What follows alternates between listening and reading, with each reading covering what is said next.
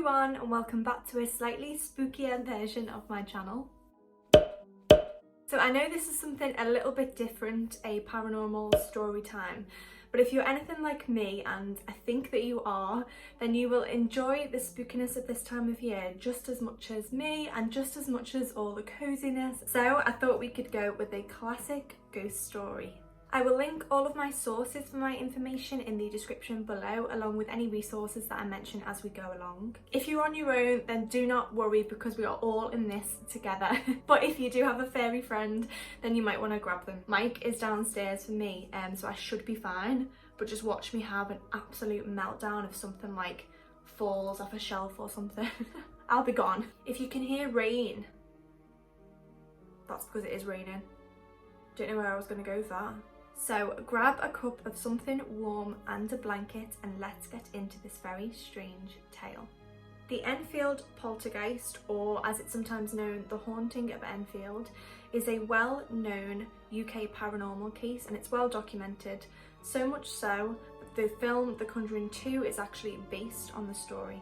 The strange occurrences started in Brimsdown in the borough of Enfield, London, England in 1977. At 284 Green Street lived single parent Peggy Hodgson and her 4 children. Margaret, who was 12, Janet, who was 11, Johnny, who was 10, and Billy, who was 7. On the evening of August 30th, Peggy had told her children to get ready for bed. She'd asked the eldest two to get into bed and then she would, come up and say goodnight. And from upstairs she could hear Margaret, her eldest, complaining that hers and her sisters and also her 2 brothers in the next room, that their beds were shaking and wobbling, seemingly on their own. Can I just say here, I love the way Margaret is described as complaining about it. Like, anybody else would be screaming, but she's just like typical teenager, like, oh my god, this is ridiculous. Just typical teenager. So assuming that the girls were just messing around, Peggy was honestly taking no messing that night. She was like, no, get yourselves to bed. So the girls did. They all went to sleep and everything was fine for the rest of that evening and actually into the next day as well. But on the evening of August 31st, things started to get a little weird. That night, Peggy was downstairs and her children were all upstairs. And from upstairs, she just heard this big crash and a huge commotion. I mean, she's actually pretty annoyed. She kind of storms up the stairs and she's all, what are you pesky kids up to up here? Upon entering the back bedroom, which is where Margaret and Janet, the 2 daughters, slept, Peggy found a chest of drawers in the middle of the room. She slid the chest of drawers back to where it was, and again, it slid into the middle of the room. Now, this chest of drawers was said to be a heavy, solid oak, and so it seems unlikely that someone would be able to move this over and over as a prank, especially 2 young girls. But poor Peggy apparently had a bit of a back and forth with this chest of drawers, so every time she would slide it, it would slide back, until the point where it actually slid all the way towards the door, almost as if someone or something did not want them to leave the room. Later, Janet was actually quoted as saying, "It started in a back bedroom. The chest of drawers moved and you could hear shuffling. Mum said, I want you to pack it in." We told her what was going on and she came to see it for herself. She saw the chest of drawers moving. When she tried to push it back, she couldn't. Now, I don't know how, if apparently it was so hard to move this chest of drawers, how they managed to then get out of the room. But supposedly they did. And Janet's older sister Margaret was quoted as saying, "There were strange little noises in the house. You couldn't make out what was going on. None of us got any sleep. We put on our dressing gowns and slippers and went next door." Now, next door there lived a guy called Vic Nottingham and his wife Peggy.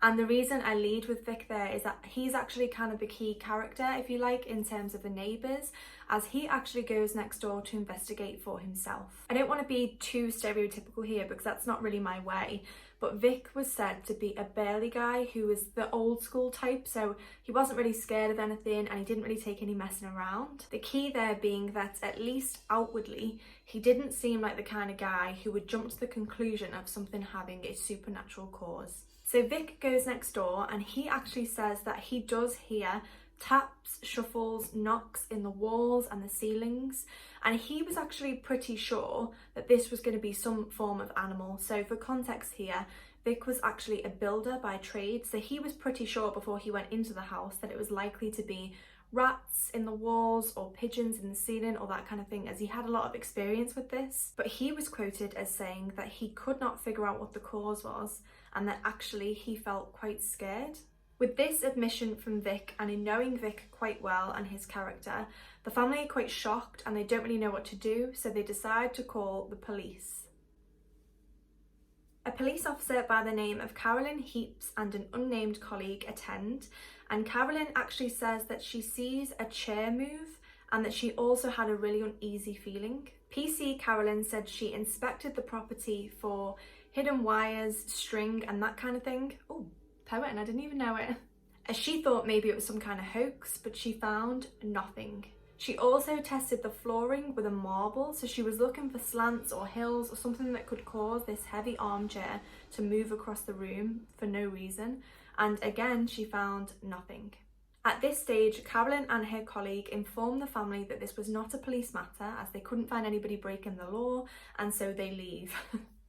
I mean, yeah, fair enough, it just makes me laugh the way the police are just like, okay, bye. The thing for me with this one is that, okay, fine, you could say that the neighbour was in on some sort of hoax or that kind of thing, but why would a police officer who's been very thorough by the sounds of things and who holds a respected and stand-up role in the community lie about something like this? It just seems quite odd. I mean, sure, it can't be ruled out, but it would just be pretty unusual for a police officer to lie about this kind of thing. However, the family's next port of call was to contact the press. Now, yes, take what you will from that. I don't know, I'm quite open-minded, so I don't want to assume, but I can see how some people would find that a little bit suspicious. But I guess playing devil's advocate, maybe they just did not know what to do and they just wanted to bring some attention to their case so that they could see if someone somewhere could help. So a photographer from British newspaper The Daily Mirror attends, and his name was Graham Morris. He described it as being chaos inside the house. He said that things were flying around, there was bangs left, right and centre, and the family was screaming. Sorry, like, it's not funny, it's just... Yeah, I would say chaos is probably the right word. I don't have the photographer's permission to use his work, but I will leave a link in the description box below if you want to go and pause the video to go and take a look to a Daily Mirror article which includes some of these very strange images. So see what you make of them and then let me know in the comment section below. I've taken a look at these images and on some of them it said that she's levitating and that kind of thing.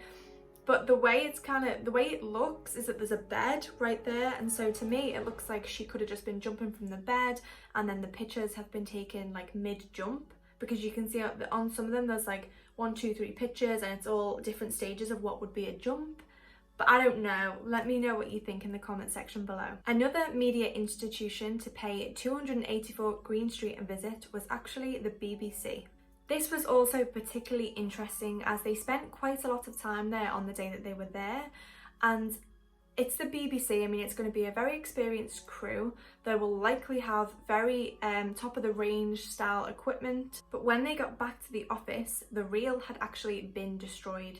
So some of the components, the metal components inside the camera, had strangely malfunctioned and the footage was lost. Next for the family was to seek the help of the Society of Psychical Research, who sent members Maurice Grosse and Guy Leon Playfair. An author called Will Storr spoke to Grosse when writing his book Will Storr versus the Supernatural, and Grosse was quoted as saying, "As soon as I got there, I realised that the case was real because the family was in a bad state. Everybody was in chaos." There's that word again. "When I first got there, nothing happened for a while. Then I experienced Lego pieces flying across the room and marbles. And the extraordinary thing was, when you picked them up, they were hot. It said that knocking sounds could be heard fading in and out of different walls and different surfaces, and Janet, the youngest daughter, was said to go into violent fits and trances, as well as being held down by some invisible force. In fact, Janet was also said to be the vessel for a disembodied voice, which supposedly came from a disgruntled former resident named Billy Wilkins. Janet, supposedly possessed by Billy, was recorded as saying, 'Just before I died, I went blind, and then I had a hemorrhage and I fell asleep and I died in the chair in the corner downstairs.'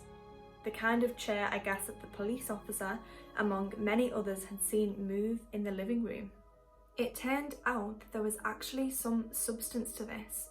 A former resident named Billy Wilkins had in fact passed away under these exact circumstances whilst his wife was out, and his son Terry later publicly confirmed this following the claims. So, claims up to this point include disembodied voices, overturned or moving furniture, toys flying around, and the children, particularly Janet, levitating, as supposedly some of the images captured show.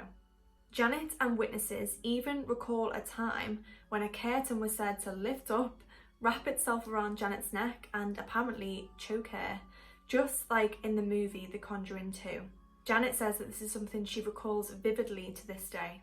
Renowned demonologists Ed and Lorraine Warren were even said to have paid the property an unannounced visit, claiming that there was in fact demonic activity at the property. However, this activity did eventually quieten down, and Janet Hodgson believes that it was a priest's 1978 visit to the family home that caused the haunting to do so, though the occurrences did not end completely. Peggy claimed that she still heard noises on occasion, and Janet's younger brother Billy, who lived at the address until his mother sadly passed away, remarked that you always felt like you were being watched. All in all, over a period of 18 months, more than 30 people, including neighbours, police officers, psychic researchers and journalists, all said that they saw heavy furniture moving of its own accord, objects being thrown around the property, and the daughters seeming to levitate several feet off the ground, or appearing to be held down, as well as hearing knocking noises and a gruff voice. Many, of course, dispute all of this and claim that the whole thing was a hoax, and in fact the girls were caught on camera by Gross and Playfair, the two Society of Psychical Research guys that came in to help, attempting to bend spoons, with Janet later in life admitting that they did play on the whole debacle, but she claimed that 98% of all the goings on were true. She says that around 2% they faked and they were just playing around, but she says that she simply could not have faked all of the goings on that people witnessed. And still in adult life, she claimed that this was not a hoax. She even went as far to say that she did not feel like the supernatural being or the spirit in the house was malevolent in any way, and that actually it felt like he just wanted to be part of the family. I mean, I personally don't have any family members that would want to choke me with a curtain, but hey, each to their own. Many of those who visited the house agree with Janet and deny resolutely that it was a hoax, claiming that although the girls played upon the whole thing and all of the attention that they were getting, that there was definitely supernatural forces at work at 284 Green Street. A Daily Mirror reporter named Doug Bentz commented in a 2015 Daily Mirror article, which I'll have linked in the description below, that originally he thought that it was all a hoax, and when he was visiting he actually turned to leave until a neighbour stopped him and told him it's happening again. Inside, he has said that he witnessed furniture and toys flying around the house at high speeds. He even went as far as to compare it to like a cricket match, when you're at a cricket match and the ball's flying around. That's what he said it was like. Doug has been quoted as saying, "I do believe that science isn't capable of measuring every force in the universe, and this was unexplained."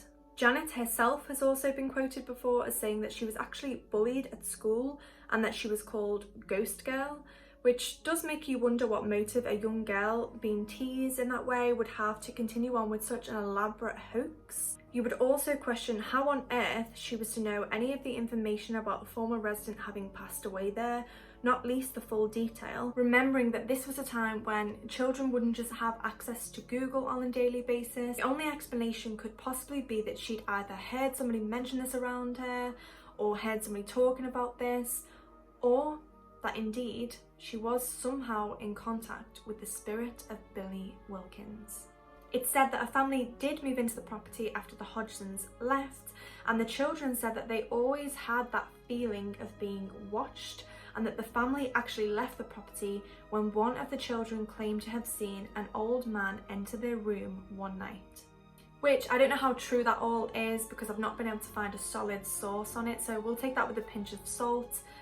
As with a lot of things in this, it's all up to you to decide for yourself. But the one thing I will say is if anyone has felt that feeling of being watched or feeling that you're not alone, then you will understand how unnerving that can be.